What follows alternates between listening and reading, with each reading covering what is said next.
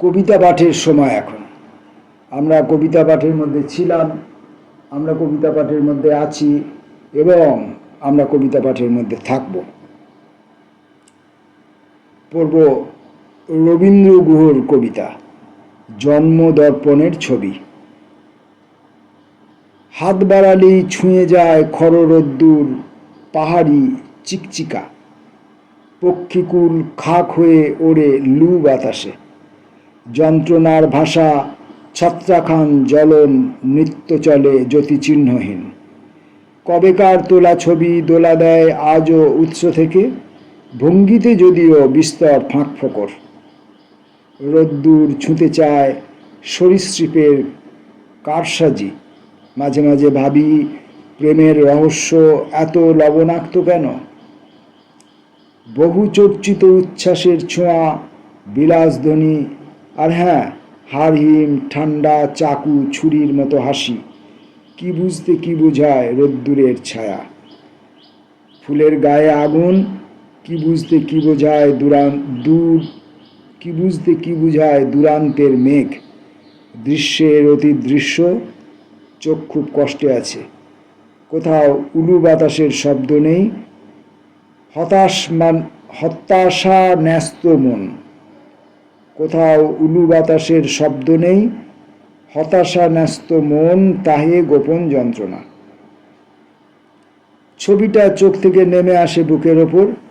বয়সকালীন খেলা এখন মনে মনে হয় হু হু কৃষ্ণ ছায়া। উন্মোচিত শরীর ঘিরে হাওয়া কাঁপতে থাকে, নাচতে থাকে, একই সঙ্গে কাঁপতে থাকে এবং নাচতে থাকে। রবীন্দ্র গুহর কবিতা পড়লাম। এরপর পড়ব কবি নয়ন রায়ের কবিতা কবির চাকরি থাকলে। এটা খুব ইন্টারেস্টিং জিনিস হবে মনে হচ্ছে। কবির যদি চাকরি থাকতো তাহলে কি হতো, বা যে সমস্ত কবিদের চাকরি থাকে তাদের কি হয় মনে হচ্ছে। তো কবিতাটা পড়িনি আগে কখনো, এবার ঢুকবো। কবিতার নামটি পড়লাম কবির চাকরি থাকলে। এই নামটি পড়ার সঙ্গে সঙ্গে আমার মানসিক যে প্রতিক্রিয়া হলো সেটাই দিলাম। নয়ন রায়ের কবিতা। আপনি সারা জীবন কবিতাই লিখলেন, শুধু কিছুই হলো না। চাকরি ছিল না ব্যর্থতার লেখা। আপনি জীবনে কাউকেই ঠকাননি, তাহলেও আপনার লেখা ভালো হলেও মান নেই তেমন। পরকীয়া করেননি, আপনাকে বাতিলের দলে ফেলে দিয়েছে সকলে। গসিপ নেই মানেই গেল, রূপের বেসাতি নেই, পেলব নয় অন্য কিছু, টোপ নেই শরীরের, তরতরিয়ে টিআরপি। তেমন না লিখে যৌবনকে উদ্ভিন্ন করেছে খুব সহজভাবে ধরাও পেতে দিতে হয়। স্বাভাবিক চাকরি নেই, অর্থ নেই, তবুও কবিতা লেখেন। মহাকাল সব হিসাব রাখছে অলক্ষ্যে নির্মম। কবিদের এই দেশে কোনো সুবিধা হবে না জেনে যারা তবু কবিতা লিখছেন, সুযোগ ছাড়া তারা। চাকরি না পেলে জীবনের সমস্ত সুযোগ থেকে বঞ্চিত হতে হবে, এটাই হয়তো তিনি বলতে চেয়েছেন। রঞ্জিত কুমার সরকারের কবিতা আয় জল। খুলেছি স্বগত নৌকোখানি, এইবার ভাসো কলস্বরা। তোমার বৈভব জপমালা, কার কাছে হবে অন্তঃক্ষরা। জলের স্বপ্ন যার বুকে, সে কেমন উজান ভাটায়, নীল ভাটিয়ালি নিয়ে হেসে প্রহরের সন্তাপ কাটায়। আমার নৌকোর দিনগুলি সেঁউতির তরল সোনায়, বাধা থাকে জলের প্রহরে, কোন তৃপ্তি আয়ুকে সানায়। আয় জল, জলের মতন গেয়ে যাবি ভাসানের সুর, বিশ্বাসের এই জলাঞ্জলি, এ তো তোরই আহ্বান মেদুর। পড়ব রাজকুমার সরকারের কবিতা মানুষ খুঁজি। প্রতিদিন মানুষ খুঁজি, যে মানুষ খিলখিল হাসবে, বলবে জ্যোৎস্নার কথা, দেখাবে আলো। আমার জ্যোৎস্না মানুষ ভালো লাগে, যে মানুষের ছল নেই, কপটতা নেই, উগ্রতা নেই, অহংকার নেই। এখন কপটতা নেই, উগ্রতা নেই, অহংকার নেই বুঝলাম, কিন্তু জ্যোৎস্না মানুষের ছল নেই, কবির নতুন দেখা। যে মানুষের মনটি হবে আকাশের মতো পবিত্র, যে মানুষের মুখে শুনব খুশির খবর, জ্যোৎস্নার কথা, জীবন গান, এগিয়ে চলার কথা, আগামী সবুজের কথা। রাজকুমার সরকারের কবিতা আমি এর আগে পড়িনি, পড়ব। আমাদের সেই বিগত দিনের কাছের মানুষ, আমাদের সিনিয়র কবি, আমাদের প্রিয়জন মৃণাল বণিকের কবিতা অর্কেস্ট্রা। কেউ পাশে এসে বসে, কেউ উঠে যায়, কিন্তু কেউ কি কখনো ছিল পাশে, একান্ত নিজের মানুষ? কেউ ফুল নিয়ে আসে, কেউ শুদ্ধ সংলাপ। এই প্রাত্যহিক চোখ সব চেয়ে চেয়ে দেখে, অজস্র তীর, বিষাক্ত ফলক। নিজস্বতা কেউ ছাড়ে না, সব ইন্দ্রিয় ভিখারি। সারাক্ষণ জেগে থাকে শুধু মাথা খোঁড়ে। মাথা নিচু করে নিমগ্ন বসে থাকি, অন্তরঙ্গ জীবনযাপন ঠেলে রোদ বৃষ্টি নাচে। আকাশে আকাশে জলে ভ্রান্তি কুসুম। কোথায় তোমার স্থিতি? কালান্তর স্মৃতি ভেঙে ভেঙে ঝরে পড়ে পাথরের গুঁড়ো। মনে পড়ে ফুল ও পাথর দুটোই একদিন সমান সহ্য করেছি। মৃণাল বণিকের কবিতা অর্কেস্ট্রা পড়লাম। পরে কবির নাম মালতী মণ্ডল, দহন। সিগারেটের আগায় পুড়ছে জীবন, ঘরবাড়ি, সংসার। শরীরের প্রতিটি লোমকূপে বিষের দহন। চারাগাছের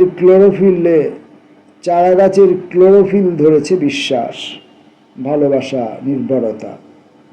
বৃন্তচ্যুত পাতার বৃন্তে শুকিয়ে যায় প্রেম, পাতার মর্মরে বাজে পূর্বজন্মের গান। আজীবন সুখের পেয়ানোতে সপ্তপদী সুর, প্রতিটি পল খোঁজে বাঁচার ঠিকানা। জ্বলন্ত সিগারেট, হে পরন্ত প্রেম, ঢেকে দাও নিকোটিন প্রলেপ, ধোঁয়াতে ছড়িয়ে দাও সবুজ প্রশ্বাস। কবিতা শব্দ দিয়ে তৈরি হয়।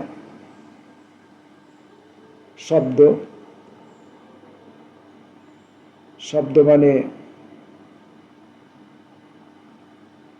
মানে একটি সীমিত উচ্চারণ, এবং যে উচ্চারণ দিয়ে যেটি একটি অর্থ বোঝায়, কোনো একটি বস্তুকে, কোনো একটি চিন্তাকে, কোনো একটি ভাবকে চিহ্নিত করে, নিরূপিত করে, সেই শব্দ। অর্থাৎ ওয়ার্ডের কথা বলতে চাইছি। আমি তো ব্যাকরণবিদ নই, ব্যাকরণ সম্মতভাবে বলতে পারবো না, আমি নিজের মতো করে বললাম। তাহলে সেই শব্দ যা ওয়ার্ড কবিতায় ব্যবহৃত হয়, আর সেই শব্দ যা সাউন্ড, যা পৃথিবীকে নিনাদিত করে চলেছে অহরহ, সেই সাউন্ড এসে কবিতার ভেতরের ওয়ার্ডকে চাপা দেবার চেষ্টা করে। মানবেন্দু রায়ের কবিতা সময়, আবার নিচে প্রকৃতি, দুটোই লেখা আছে। মানবেন্দু রায়ের উপরে লেখা আছে সময়, এবং কবিতার উপরে লেখা আছে প্রকৃতি। এখন কবিতাটার নাম প্রকৃতি না সময় জানি না। সূর্য এসে বর্ষা ছড়ে সমস্ত দুপুর, এবং হলুদ মধ্যে থই থই প্রান্তরের ঘাস। অন্ধকার অরণ্যের প্রতিবেশী সজল আকাশ, এইসব দেখতে দেখতে অলৌকিক বিষাদের সুর হৃদয়ে বাজতে থাকে সারা রাস্তা দিবস রজনী। অথচ পৃথিবী জুড়ে শ্রাবণের ঝড়ো ঝড়ো সিম্ফনি স্থায়ী করে মানুষের অস্থাবর এই বসবাস।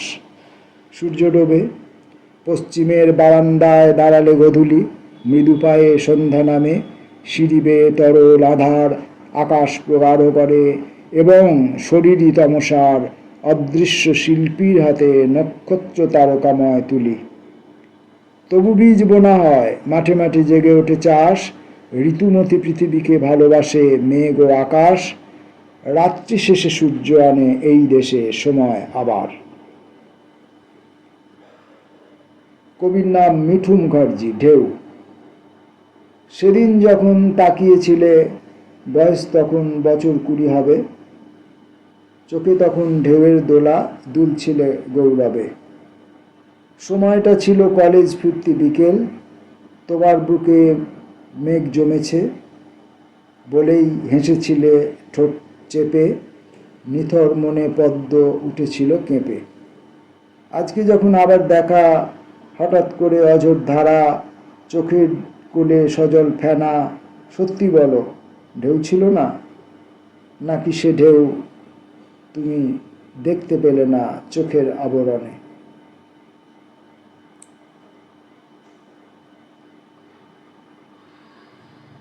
আরেকটি কবিতা পড়ে আজকের কবিতা পাঠটা পর্বটি শেষ করতে চাইব।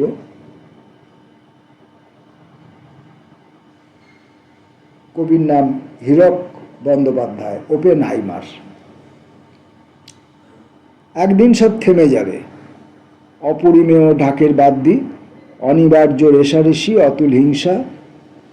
অন্ডালে ওয়ারিয়ায় ওয়াগান ভাঙতে গিয়ে গুলি খেয়েছিল যারা, বস্তির কয়লাকুড়নি মেয়েরা, দামোদরে চলে বালিচোর যুবকের দর।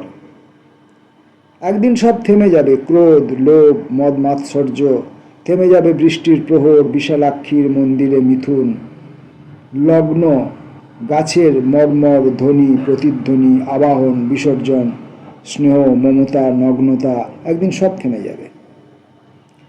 নদীর কুলকুল স্বর, কবিদের আবেগ, সাহিত্য সম্মেলনের উদ্বোধন, নারী পুরুষের দ্বন্দ্ব, বন্ধুকে কাঁচি করে দেওয়ার অদম্য প্রয়াস থেমে যাবে। সেদিন পড়ে থাকবে শুধু ঘুমের ভেতরে ঘুম, তার ভেতরে আবার ঘুম, স্বপ্নের ভিতরে মহাশূন্যের হাতছানি, গোটা একটা ওপেনহাইমার। আপাতত পত্রিকা থেকে কবিতা পাঠ পর্বে স্বপ্নের করিডোরে বিশ্ব কবিতা দিবস উপলক্ষে সংগৃহীত কবিতাগুলির যে সম্পাদনা, সংকলন, প্রকাশনা, যাই বলি না কেন, সেগুলো করেছেন আমাদের জয়ন্ত দত্ত। কবিতা নিয়ে তিনি বিরাট কাজকর্ম করছেন। তো এই সংকলন থেকে আমরা বেশ কিছু লেখা পড়লাম। অনেক কবিতার মধ্যে নতুনত্ব আছে, অধিকাংশ কবিতার মধ্যে পুরনো অনুষঙ্গ আছে, অনেক কবিতার মধ্যে বাচন ভঙ্গির নতুনত্ব আছে, অনেক কবিতার মধ্যে আবহমানতা আছে, অনেক কবিতার মধ্যে শব্দ ব্যবহারের দক্ষতা দেখানো হয়েছে, অনেক কবিতার মধ্যে শব্দগুলি চিরকাল যেভাবে ব্যবহৃত হয়ে থাকে সেইভাবে এসে অলস ভঙ্গিতে নিজেদের জায়গা দখল করে অনুজ্জ্বল উজ্জ্বলতায় প্রকাশ করার প্রয়াস পাচ্ছে। এরকম সব বিভিন্ন রকমের কবিতা পড়লাম। এখানে আরও অনেক কবিতা আছে এবং সেগুলো আর একদিন অন্য এক ভিডিওতে পড়ব। নমস্কার।